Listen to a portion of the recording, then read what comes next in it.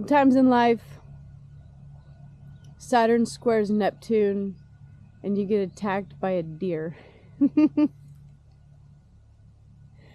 And life is interesting. Keeps it funky, keeps it fresh around here. I like it. Anyways, I want to share this experience with you because it was deeply profound to me. And I don't know, maybe it'll mean something to somebody else out there.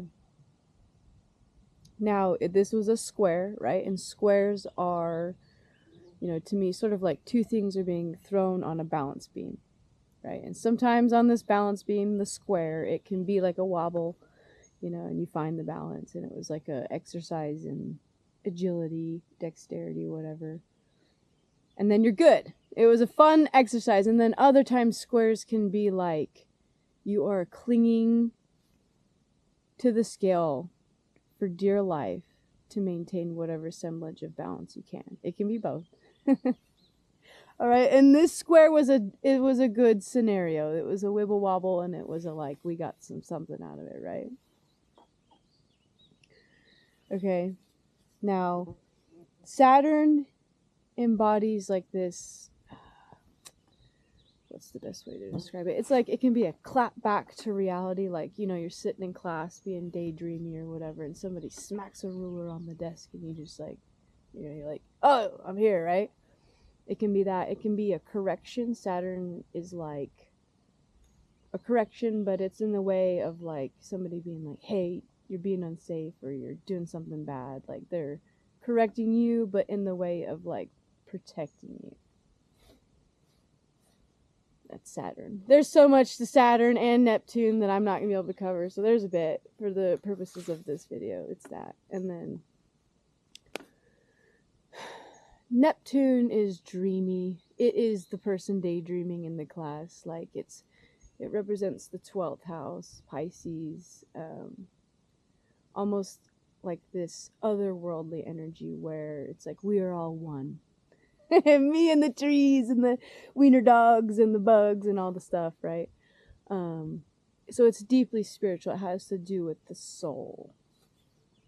And it can be very illusionary, like, it can be idealistic, like, which is a good thing, right? To be really dreamy, because I think that to really bring creative, beautiful things in the world, you have to be that, like, have that imaginative aspect. But it can also be a bad thing where like that ideology is restricting to you. Anyways, Pisces, that's what, or not Pisces, Neptune, the embodiment of Pisces. So I had those two things thrown on a scale, and it was me being attacked by a deer. And in this scenario, I had a doe run at me across the ridge line. And I knew as soon as she started running, we were going to have problems. I could just tell. She was on the warpath. And my wiener dog decided to bark at her, and that did not make things better. You know, she immediately went into, I'm going to stomp this wiener. And she did. She chased him around. It felt like an eternity, maybe like 2 minutes. And she got one good paw on him, and he took off down the hill. Thank God. And then I was left to face deer. And I realized, oh shit. Because she was coming for me. I could feel it. And so she did. And I learned that you cannot outrun forest creatures. It is impossible. They are faster than you every time. You have to put something in between you and the critter. And it got to the point where I just had to like reach down and grab a big stick. And I turned around and I had to square up with her. And it was horrible. I hated it, you know. And then after, we just kind of stood there and we looked in each other's eyes. It was a bizarre experience. I just can't even. And what I saw in deer's eyes was fear. Believe it or not. You know, which is not what you would expect, because she's the one trying to attack me. She is the aggressor. But I felt fear. And she did let me back down the mountain. She was like charging at me or whatever, but she let me go. And I had to process this scenario. And you might be like, why? I had to process it because deer is a sacred animal to me. Literally, I have fawn, a baby deer, tattooed on my chest because I want more than anything for my actual heart to embody deer. Okay? Because it was deer, get this, that heard the voice of Great Spirit calling from atop the mountain. Right? And deer was going to go up there, right? And she didn't know that she was going to meet a demon on the path.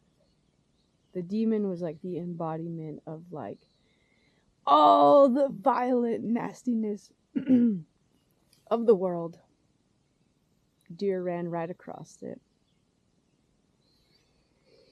And it was the demons, you know, the demon's entire purpose was to prevent Great Spirit's voice from reaching the people, okay? And demon used fear. Demon used unworthiness. Demon wanted you, the great people, or the people down the hill, to feel some level of unworthiness and to not think that Great Spirit wants to talk to you, right? That's how demon prevented Spirit's voice from reaching you. And it was deer that decided, hell no. And it was deer that withered the demon of fear, right? With its love, its compassion, its gentleness, right? It was the love of deer that withered the demon of fear to let Great Spirit's voice come down the mountain. And at this point in the video, you're probably like, what in the fuck is she talking about, right? Okay, so medicine cards, check them out, right? This is what I'm referencing is the lesson of deer, okay?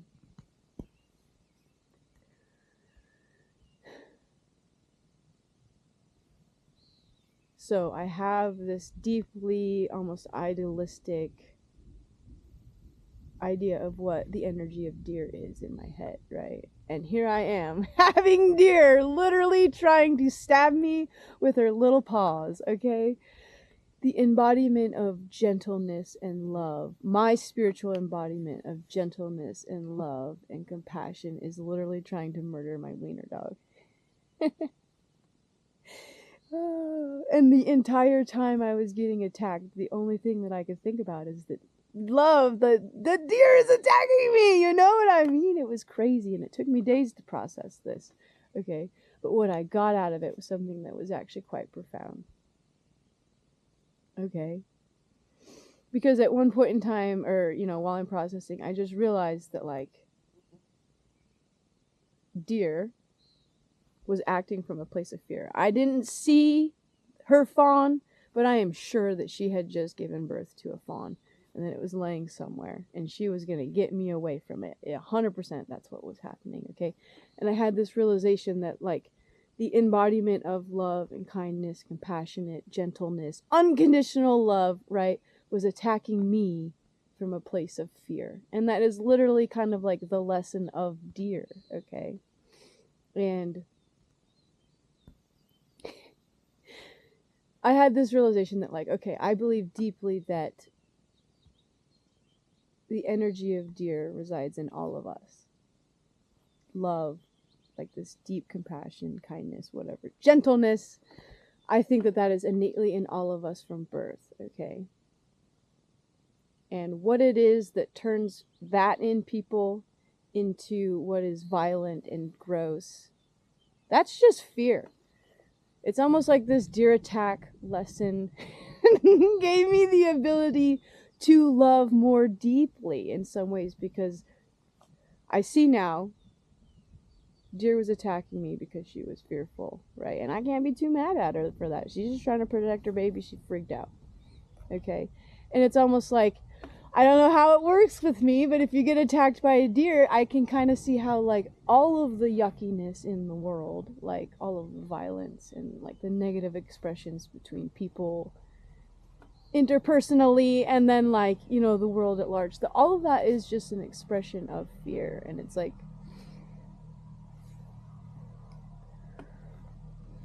I don't know, that's just what I get out of the experience. And it does bring sort of like this level of practicality to it, of like, you know, love deeply and have understanding, but, you know, sometimes you do gotta grab your stick and square up. I mean, like, there's like this real practical, like, harsh reality and nature of it. But and I'm gonna start carrying protection in the woods, okay?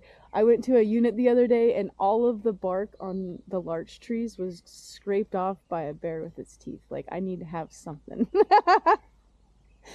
Anyways.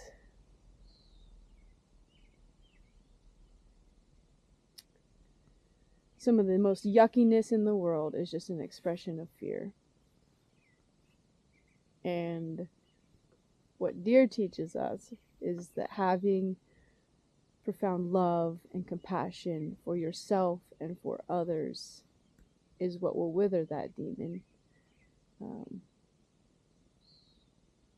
and allow Great Spirit's voice to come down from the mountain.